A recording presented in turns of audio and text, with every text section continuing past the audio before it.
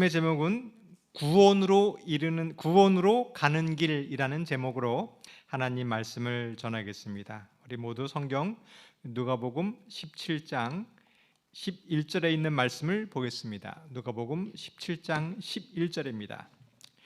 예수께서 예루살렘으로 가실 때에 사마리아와 갈릴리 사이로 지나가시다가, 예수님께서는 여러 마을을 두루 다니시면서 복음을 전파하시고 병자를 고치셨습니다. 이 일은 늘 하셨던 일상적인 일이셨습니다. 또 6월절이 되면 모든 유대인들은 예루살렘으로 가는 거였습니다. 그와 마찬가지로 예수님께서도 6월절이 되면 예루살렘으로 가시는 그 길은 전혀 이상한 일이 아니었고 자연스러운 일이었습니다. 그러나 오늘 예수님께서 이 예루살렘으로 가는 길은 특별했습니다. 차이가 있었습니다. 예수님께서 오늘 갈릴리로 가시다가 병자를 고친 일은 특별했습니다. 무슨 차이가 있을까요? 예수님께서 예루살렘으로 가시면서 갈릴리와 사마리아 사이로 가시는 그 길은 마지막으로 가시는 길이었습니다. 그 차이가 있는 것입니다. 오늘 우리는 교회에 왔습니다. 예배를 드리러 왔습니다. 늘 일상적으로 하는 일입니다. 찬미를 부르고 기도하고 말씀을 듣는 일, 늘 하는 일이었어요. 그런데 오늘이 내 인생에서 마지막 예배라면 어떨까요? 아마 다를 것입니다. 저는 매주 설교를 합니다. 오늘도 늘 설교를 하는 것입니다. 근데 오늘 이 설교가 내 인생의 마지막 설교라면 아마 다를 것입니다. 내용도 다르고 마음가짐도 다를 것입니다. 성도 여러분, 이 길을 아는 것은 중요합니다. 내가 가는 길이 어떤 길인지 그것을 알 때 내 삶이 달라지기 때문입니다. 예수님께서는 마지막으로 이제 예루살렘으로 가시는 그 길이었어요. 그때 사마리아와 갈릴리 사이로 지나가셨습니다. 왜냐하면 이 길이 마지막 길이기 때문에 그냥 가는 것이 아니라 어디로 가야 할지, 무슨 말을 해야 할지 알기 때문에 그 길로 가신 것입니다. 성도 여러분, 우리도 이렇게 늘 일상적인 일을 합니다. 평상시처럼 늘 출근을 하고 집에서 살림을 하고 교회를 오는 일을 합니다. 그러나 우리가 가는 그 길을 알 때, 우리가 가는 그 길 속에서 구원의 길을 깨달았을 때 그 길이 달라지는 것입니다. 형식적인 사건이 아니라 그 일 속의 의미를 깨닫게 되는 것입니다. 이 예배가 그냥 형식적인 예배가 아니라 이 삶 속에서, 이 예배 속에서 구원을 발견하는 것입니다. 성도 여러분, 우리 삶 속에서 일어나는 모든 일들 속에서 이 의미를 깨닫게 되기를 바라겠습니다. 우리가 일어나는 그 일 속에서 구원의 길을 발견하게 되기를 바라겠습니다. 예수님께서 예루살렘으로 가시는데 그냥 가는 것이 아니라 사마리아와 갈릴리 그 사이를 지나서 가신 이유가 있습니다. 한번 지도를 살펴보겠습니다. 이 이스라엘은 유대와 사마리아와 갈릴리 지역으로 나눕니다. 근데 이 유대 사람들은 사마리아 지역을 지나가지 않았습니다. 왜냐하면 이 사마리아 사람들을 미워했기 때문에 그래요. 근데 예수님께서는 이 베레아 지방에서 예루살렘으로 가는데 보통 그 가는 길이 아니라 이 유대와 그 갈릴리와 사마리아와 그 사이를 지나서 예루살렘으로 갔어요. 왜 그러셨을까? 이것은 우연이 아닙니다. 그냥 내가 이 길을 갈까? 그것이 아니었어요. 하나님의 뜻을 알았기 때문입니다. 예수님께서는 마지막으로 이제 사마리아를 지나서 가시는 마지막 길이었습니다. 왜 그리로 갔을까요? 그곳에 만날 사람이 있었기 때문입니다. 그곳에 마지막으로 구원에 대할 사람이 있었기 때문입니다. 그때에 이것을 아셨기 때문에 보통 사람들과 다른 길을 가는 것입니다. 미워해서 가지 않는 그 길이 아니라 가셔야 될 이유가 있었던 것입니다. 성도 여러분, 오늘도 우리에게 이 길을 깨닫게 되기를 바라겠습니다. 가지 않는 길, 싫어하는 길이 아니라 내 삶 속에서 그 구원의 길이 무엇인지를 깨닫고 그 길로 가게 되기를 바라겠습니다. 예수님은 어떻게 그 음성을 들었을까? 그 비결 한번 보겠습니다. 마가복음 1장 35절부터 39절까지 있는 말씀입니다. 새벽 아직도 밝기 전에 예수께서 일어나 한적한 곳으로 가사 거기서 기도하시더니, 이것이 예수님께서 늘 하시던 행동이었습니다. 아무리 바쁠지라도 새벽에 늘 기도하셨습니다. 36절입니다. 시몬과 및 그와 함께 있는 자들이 예수의 뒤를 따라가 만나서 이르되 모든 사람이 주를 찾나이다. 예수님은 기도하러 가셨습니다. 근데 베드로는 예수님을 찾아왔어요. 예수님, 지금 바깥에 많은 병자들이 와 있습니다. 많은 사람들이 와 있습니다. 이 차이는 무엇일까요? 예수님은 기도하셨고 베드로는 할 일을 찾고 있는 것이, 이 차이가 있는 것입니다. 38절입니다. 이르시되 우리가 다른 가까운 마을로 가자.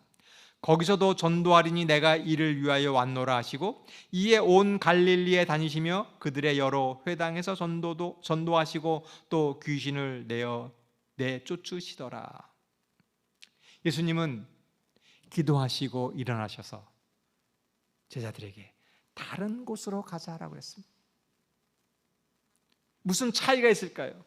이 베드로는 눈에 보이는 그 현상을 보았습니다. 지금 우리는 나가서 일해야 되고 복음을 전해야 되고 병자를 고쳐야 됩니다. 근데 예수님께서는 하나님의 말씀을 들은 거예요.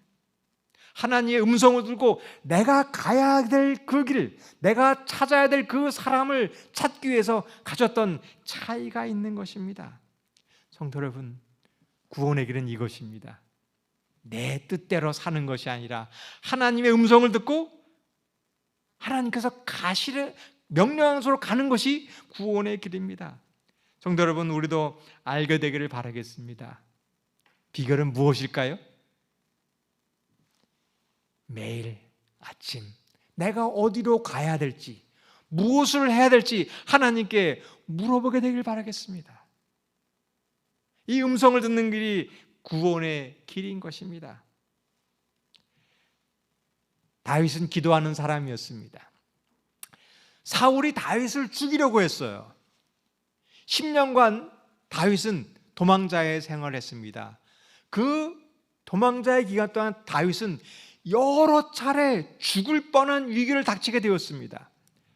근데 다윗은 어떻게 이 사울이 왕이 죽이려 하는 그 위험을 피할 수 있었을까요? 다윗은 늘 기도했기 때문입니다. 하나님, 지금 왕이 나를 지금 죽이려고 바깥에 서 있는데 어디로 가야 될까요? 이것을 가야 될까요? 말해야 될까요? 기도했습니다.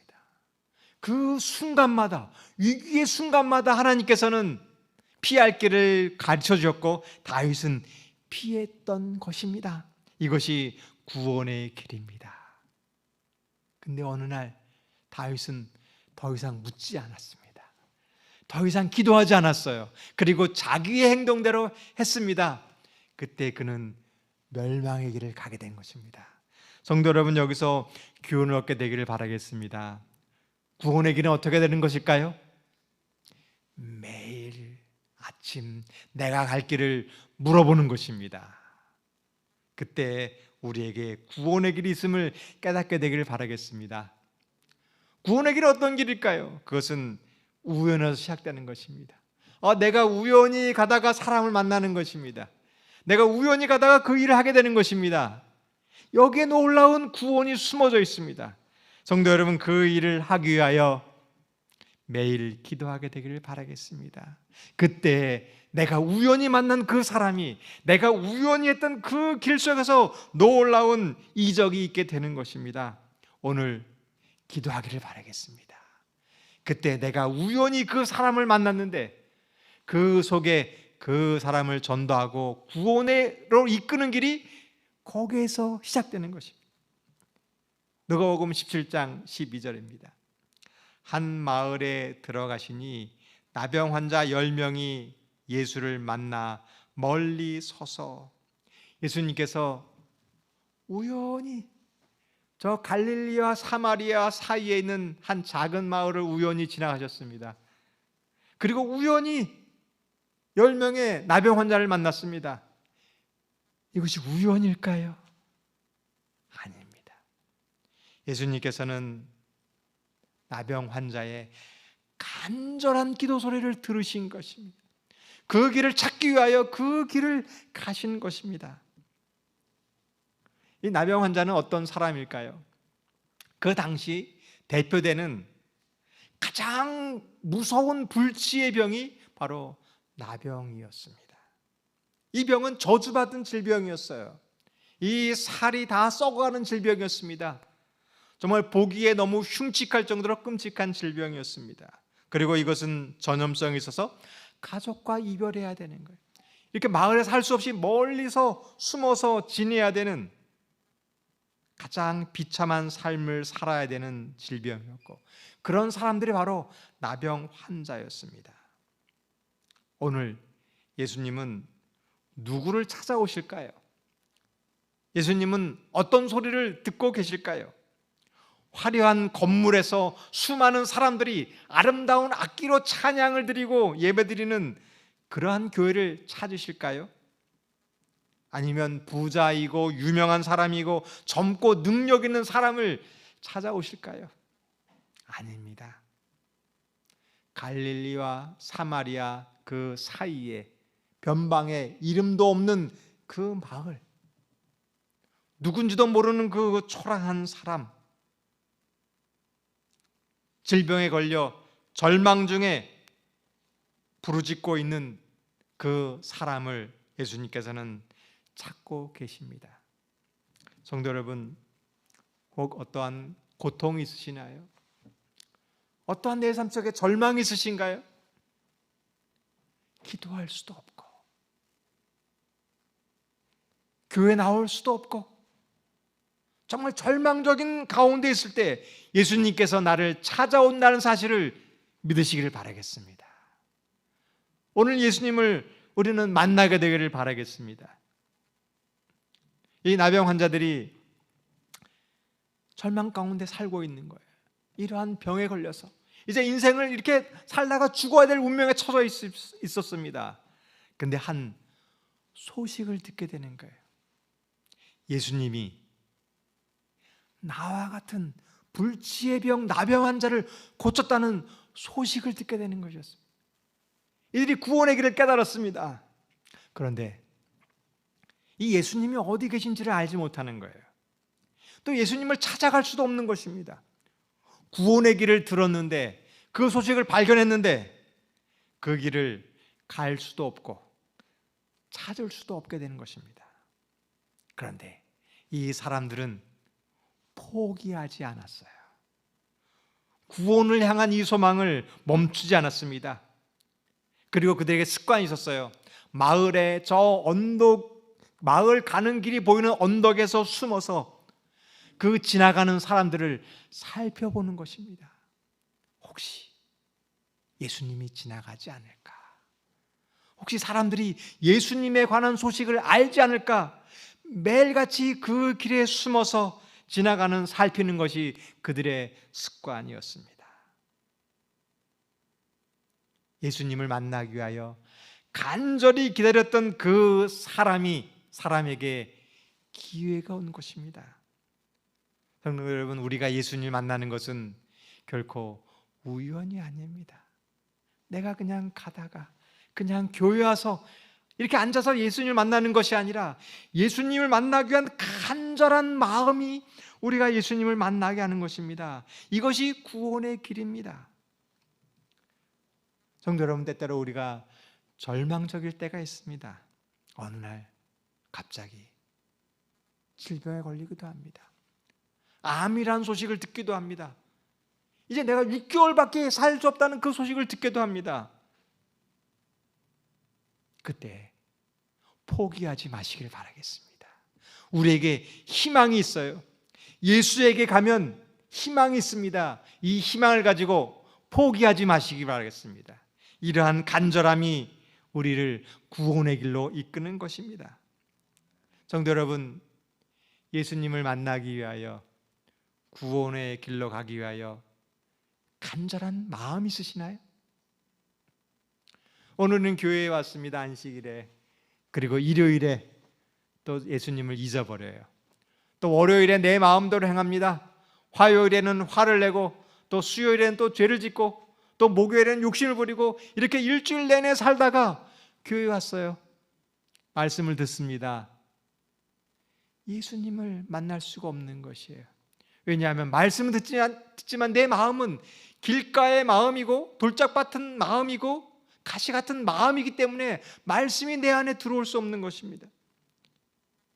우리는 주님을 만나기 위하여 일주일 내내 주님을 사모하는 거예요. 주님을 만나기 위하여 간절히 바라는 것입니다. 매일 소망하는 것입니다. 그리고 이 자리에 왔을 때 구원의 길이 보이는 것입니다. 성도 여러분, 오늘 이 마음을 갖게 되기를 바라겠습니다. 간절히 예수님을 만나는 그러한 소망을 갖게 되기를 바라겠습니다. 그래야 이 길을 발견하는 것입니다. 이러한 마음을 갖고 있는 사람과 갖고 있지 않는 사람에게는 차이가 있습니다. 누가복음 17장 13절입니다. 소리를 높여 이르되 예수 선생님이여 우리를 불쌍히 여기소서 하거늘. 10명의 나병 환자가 그 마을로 들어오는 사람을 발견했습니다. 근데 그 무리가 무리 속에 계신 분이 예수님이었어요. 이 환자들은 가만히 있을 수 없는 것입니다. 예수님 안녕하세요 그것이 아니라 예수여, 예수 선생님 우리를 불쌍히 여기소서 간절히 외치는 것입니다. 여러분, 이것이 예배입니다. 간절한 사람에게는 교회에 와서 찬양만 들어도 눈물이 나는 것입니다. 교회에 와서 예수님이라는 말씀만 들어도, 기도만 해도 눈물이 나는 것입니다. 왜냐하면 간절하기 때문입니다. 성도 여러분, 오늘 우리 예배 속에 이 간절함이 회복되기를 바라겠습니다.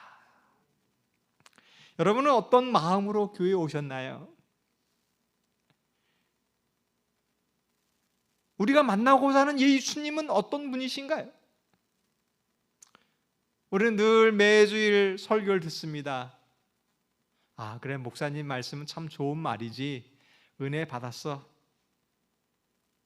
습관처럼 교회를 오는 것인가요? 그래, 예수님은 늘 좋은 분이야. 그런 분일까요? 아니면 예수님은 나의 유일한 희망인가요?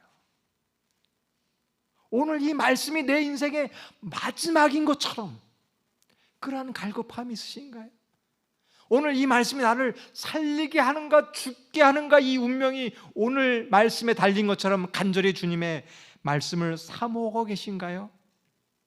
여러분, 이 간절함이 예배입니다.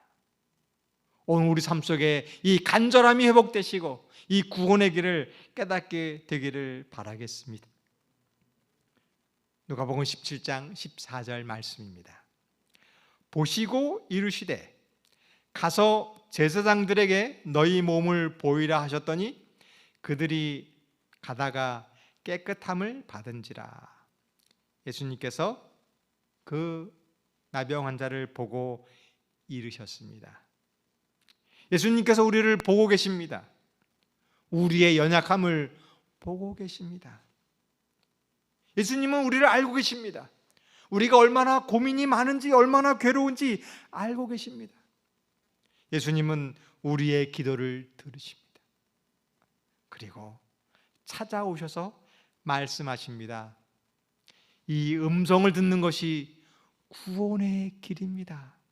오늘 이 음성을 듣게 되기를 바라겠습니다.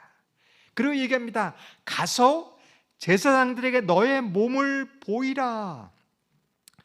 이것은 다른 병자들을 치료하는 것과 달랐습니다.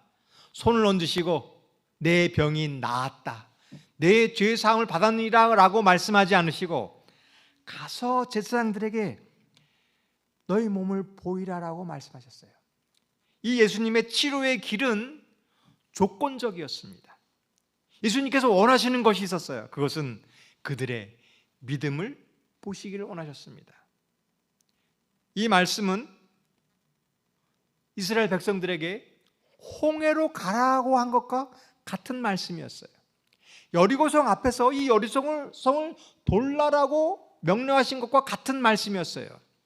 예수님께서는 이스라엘 백성들에게 홍해 앞에서 믿음을 부셨어요. 여리고성을 돌아간 것은 이스라엘 백성들에게 순종을 보신 것이었습니다. 그런데 우리의 생각은, 아니 저 바닷가를 어떻게 가라고 우리를 죽으라고 인도하신 것인가? 내 생각으로는 이해가지 않는 것입니다. 내 눈앞에 여리고성이 있는데 아니 이걸 어떻게 돌기만 하면 되겠는가? 이해가지 않는 길이었습니다. 아니 내가 죽을 병에 들렸는데 고쳐주셔야 되는데 제사장에 가라고 하다니 이해가지 않는 일이었습니다. 구원의 길은 우리에게 필요한 것인데 그것은 믿음입니다. 성도 여러분, 우리의 생각이 아니라 하나님 말씀을 믿으시기를 바라겠습니다. 이 10명의 환자들은 예수님의 말씀을 믿었어요. 가라고 했을 때 그 말씀을 믿고 갔습니다. 이것이 우리에게 필요한 것입니다. 이것이 구원의 길입니다. 성도 여러분, 이 말씀을 믿으시나요? 홍해를 갈르실 줄을 믿으시나요? 여리고성을 돌라고 했을 때 그 말씀에 순종하면 무너질 줄 믿으시나요? 여러분, 성경은 믿으시는데 왜 남편이 변화되는 것은 안 믿으시나요? 내가 성경 말씀을 믿는데 이 성경 말씀이 내 삶 속에서 이루어진다는 것은 왜 믿지 않으시나요? 여러분, 성경을 말씀을 믿으시면 하나님 말씀이 내 삶 속에서도 이루어짐을 믿으시기를 바라겠습니다. 믿음이란 하나님의 말씀을 듣고 순종할 때 거기에 구원이 일어나는 것입니다. 지식적으로 아는 것은 아무 일도 일어나지 않습니다. 그들이 말씀을 듣고 갈 때 깨끗함을 받게 되었던 것입니다. 이 사마리아와 갈릴리 사이에서 이 예루살렘의 제사장의 노까지 가는 길은 굉장히 먼 길이었어요. 하루 종일 가야 되는 그 길이었습니다. 그들이 얼만큼 가다가 깨끗함을 받았을까요? 금방 가다가 나았네 그랬을까요? 아닙니다. 아마 돌아오는 그 길이 훨씬 더 멀 정도로 굉장히 멀리 갔을 때에 병이 나았을 거라고 생각합니다. 그들은 예수님의 말씀을 듣고 어땠을까요? 아마 굉장히 흥분됐을 거예요. 야, 우리가 드디어 예수님을 만났다. 그래, 예수님 말씀대로 우리는 나을 수 있어. 그래, 가자라고 아마 기뻐하면서 갔을 것입니다. 꽤 오랜 시간을 걸어갔을 거예요. 근데 위험이 있는 거예요. 가다가 사람들을 만나면 우리가 실패할 수도 있어. 불안감이 오는 것입니다. 근데 가는데 1시간, 2시간 지나가도 아무 변화가 없는 것입니다. 예수님의 말씀 믿었는데, 확신이 있었는데 변화가 없는 것이에요. 의심이 들기 시작했습니다. 근데 이들이 갔던 그 길은 멈추지 않았다는 것입니다. 성도 여러분, 이것이 구원의 길입니다. 구원의 길은 하나님의 말씀을 듣고 믿고 순종하고 멈추지 않고 끝까지 가는 길이 구원의 길입니다. 그때 이적이 일어나는 것입니다. 성도 여러분, 우리 이 말씀을 믿고 멈추지 말고 가시기를 바라겠습니다. 또 한 명의 나병 환자가 있었습니다. 선지자가 얘기하는 것입니다. 요단강에서 가서 7번 목욕을 하라. 요단강에서 목욕을 하는 것입니다. 한 번 목욕할 때마다 7분의 1씩 변화되지 않았어요. 6번 목욕할 때까지 아무 일도 벌어지지 않았습니다. 에휴, 소용이 없네. 포기했다면 그 병은 낫지 않았을 것입니다. 7번째 목욕하는 그 순간에 병이 낫게 된 것이었습니다. 이 10명의 나병 환자들은 제사장에 가라고 그런 것입니다. 갈 때마다, 1시간 갈 때마다 몸이 변화된 것이 아닙니다. 2시간 갈 때마다 힘이 생긴 것이 아니었어요.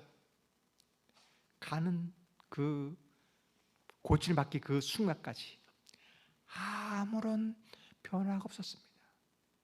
그들이 그럴지라도 포기하지 않을 때에 기적이 일어났습니다. 성도 여러분, 우리가 때때로 하나님 말씀을 믿습니다. 때때로 기도합니다. 응답이 없을 때가 있습니다. 그때 포기하지 마시길 바라겠습니다. 끝까지 순종했을 때에 놀라운 일임을 믿고 끝까지 가시기를 바라겠습니다. 이 사람들은 놀라운 일이 벌어졌어요. 가다가 깨끗함을 받았어요. 그런데 이 기적보다 더 중요한 일이 있습니다. 구원에 가는 그 길 속에서 우리가 깨달아야 될 중요한 길이 있습니다. 그것은 무엇일까? 누가복음 17장 15절 16절 말씀입니다. 그 중에 한 사람이 자기가 낳은 것을 보고 큰 소리로 하나님께 영광을 돌리며 돌아와 예수의 발 아래 엎드려 감사하니 그는 사마리아 사람이라. 여러분 한번 찾아보시길 바라겠습니다. 구원의 길은 무엇일까? 이적보다 더 중요한 것이 무엇일까요? 내가 병이 낫는 것보다 더 중요한 것이 무엇일까요? 그 이후의 삶이 더 중요합니다. 그 이후에 하나님께 영광을 돌리고 감사하는 것이, 그것이 더 중요한 일이라는 것입니다. 우리는 고난이 오면 기도합니다. 어려움이 오면 예수님을 찾습니다. 그것은 어려운 일이 아니에요. 누구든지 그럽니다. 그런데 그 기도가 응답되고 고민이 해결되고 내가 하는 일이 잘 되고 건강해지면 하나님을 잊기 쉬운 것입니다. 교만해지기 쉬운 것입니다. 그때 하나님을 떠나게 되는 것이에요. 여러분, 우리는 얼마나 이러한 기도를 많이 드렸나요? 하나님, 제가 취직만 되면 제가 열심히 하겠습니다. 제가 대학만 가면 내 자녀가 건강해진다면 제가 주님을 위해서 헌신하겠습니다. 저도 이런 기도를 너무나 많이 드렸는데 그리고는 너무나 많이 잊어버렸습니다. 성도 여러분, 가장 중요한 것이 있습니다. 그것은 기도가 응답받았을 때 잊지 않는 것입니다. 그리고 하나님께 영광을 돌리고 감사하는 그 길이 구원의 길입니다. 근데 이것은 하루아침에 되는 것이 아니라 습관이 되어야 되는 것이에요. 이러한 사람이 있었으면 이 사람이 바로 다니엘이라는 사람이었습니다. 다니엘 6장 10절을 보겠습니다. 다니엘이 이 조서에 왕의 도장이 찍힌 것을 알고도 자기 집에 돌아가서는 윗방에 올라가 예루살렘으로 향한 창문을 열고 전에 하던 대로 하루 3번씩 무릎을 꿇고 기도하며 그의 하나님께 감사하였더라. 다니엘은 감사의 사람이었습니다. 아마도 10대, 아마 16살, 17살 그때에 예루살렘이 멸망을 당했습니다. 모든 사람이 다 절망했습니다. 근데 그런 절망적인 순간에 다니엘은 감사했습니다. 왜냐하면 하나님이 나에게 가르쳐주는 그 길을 깨달았기 때문입니다. 그런 사람은 절망 속에서도 감사할 수 있는 것입니다. 그리고 포로로 잡혀갔는데 왕이 꾼 꿈을 해석할 수 있는 놀라운 일이 벌어졌어요. 그는 총리가 될 수 있는 기회가 왔습니다. 그 순간에 다니엘은 하나님께 영광을 돌렸어요. 내가 한 일이 아니라 하나님께서 한 일인 것을 알았기 때문입니다. 그리고 총리가 되었어요. 그리고 한 조서가 찍혔습니다. 다른 신에게 절하면 사자굴에 던져 넣는다는 것이었습니다. 그런데 그 위기의 순간에 다니엘은 감사했습니다. 도대체 그 비결이 무엇일까요? 내가 죽을지 모르는 그 절체절명의 위기의 순간에도 어떻게 감사할 수 있을까요? 내가 바벨론의 총리가 되는 그러한 놀라운 위치에 올라가는 그 순간에도 교만하지 않고 하나님께 영광을 올릴 수 있었을까요? 다니엘에게는 한 가지 습관이 있었습니다. 늘 하던 대로 하루 3번씩 기도하는 습관이 있었어요. 그때 고난이 와도 두려워하지 않는 것입니다. 모든 일이 성공했을 때 하나님께 영광을 돌리는 것입니다. 성도 여러분, 우리를 구원의 길로 인도하는 길이 있습니다. 그것은 이적이 아닙니다. 우리의 습관이에요. 하루 3번씩 기도하고 하나님의 음성을 듣고 감사하는 것이 우리를 구원의 길로 인도하는 가장 중요한 길임을 깨닫게 되기를 바라겠습니다. 성도 여러분, 한번 실천해 보시겠습니까? 여러분, 이 말은 그냥 한쪽 귀로 듣고 한쪽 귀로 듣는 것이 아니에요. 하루 3번씩 기도하고 감사하는 것은 제가 마지막으로 죽기 전에 간절히 부탁하는 성도님에게 하는 부탁인 것입니다. 내가 이것을 하느냐 안 하느냐가 내 운명이 걸려있는 중요한 일임을 명심하시고 기도하시길 바라겠습니다. 저희가 이 기도 운동을 하고 있습니다. 아침 기도력과 저녁에 읽어주는 교과와 점심때 정오에 기도를 하는 것입니다. 여러분, 이 습관을 하는 사람이 우리의 삶을 바꿀 줄 믿습니다. 내가 하나님 말씀대로 감사하는 삶을 살아야지. 그 삶의 사람의 운명이 바뀔 줄 믿습니다. 감사하시는 분은 하는 일이 달라지는 거예요. 회사에서도 감사하는 사람은 그 운명이 다니엘처럼 달라지게 되는 경험을 할 줄을 믿습니다. 여러분, 위기의 순간에 어느 날 갑자기 기도가 나오지 않습니다. 내가 이렇게 교회를 다니다가 내가 위기가 오면 기도해야지, 하나님 믿어야 되지, 절대 그럴 수 없습니다. 기도하지 않는 사람은 위기가 오면 흔들리고 떠나는 것입니다. 기도하지 않는 사람은 고난이 오면 불평하고 떠나게 되는 것입니다. 성도 여러분, 감사가 습관이 되기를 바라겠습니다. 그때 그 길이 구원으로 우리를 이끌어 줄 것입니다. 그러지 않는 사람은 어떻게 될까요? 누가복음 17장 17절 18절 말씀입니다. 예수께서 대답하여 이르시되 10사람이 다 깨끗함을 받지 아니하였느냐? 그 9은 어디 있느냐? 이 이방인 외에는 하나님께 영광을 돌리러 온 자가 없느냐 하시고. 9명은 어디 갔을까요? 병을 고침을 받았는데, 이적이 있었는데 그들은 예수님을 잊어버리고 말았습니다. 왜냐하면 평소의 습관에 결정되는 것입니다. 평소에 기도하지 않고 감사하지 않는 사람은 기쁜 일이 있고 성공한 일이 있을 때 예수님을 잊어버립니다. 평소에 감사하지 않는 사람은 고난이 올 때 예수님을 잊어버립니다. 성도 여러분, 우리 오늘 감사의 습관을 가지시길 바라겠습니다. 이것이 구원의 길입니다. 다른 문둥병자들은 그들을 낫게 해주신 예수님을 잊어버리고 저희 갈 길을 가버렸다. 얼마나 많은 사람들이 아직도 이와 똑같은 일을 행하고 있는가?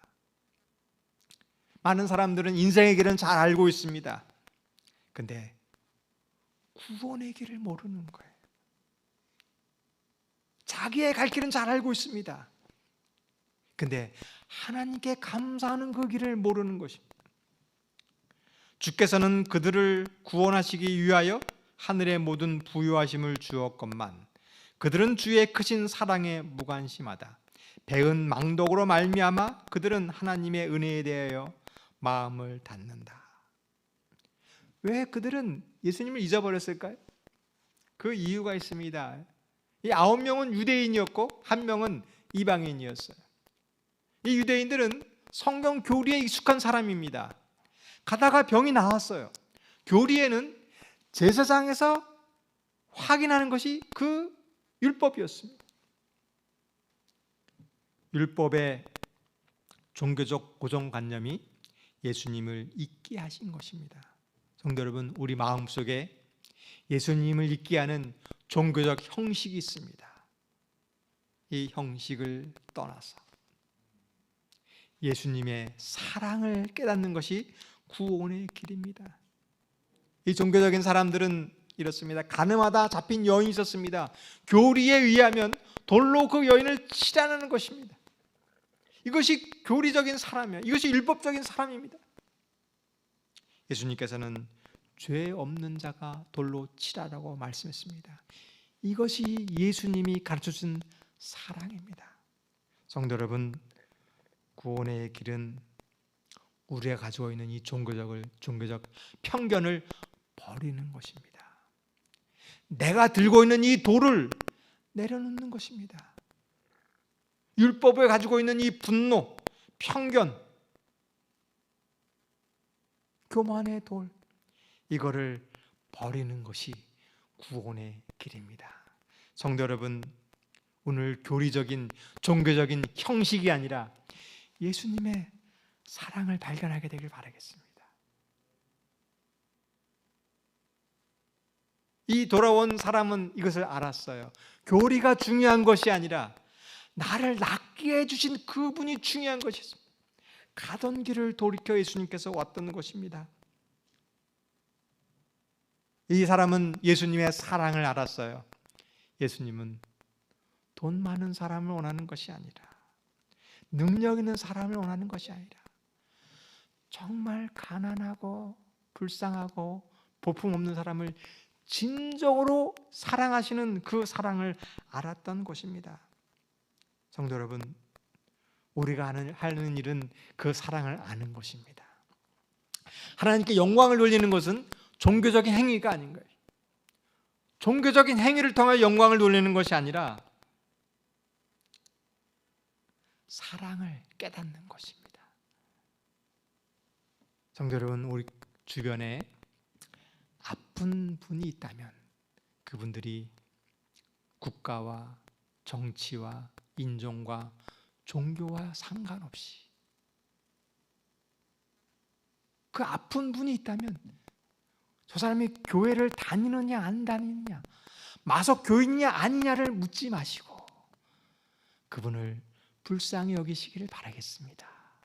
이것이 예수님의 마음인 것입니다. 성도 여러분, 우리의 닫힌 마음 문을 여시고 예수님의 사랑을 깨닫는 것이 구원의 길인 것입니다. 누가복음 17장 19절입니다.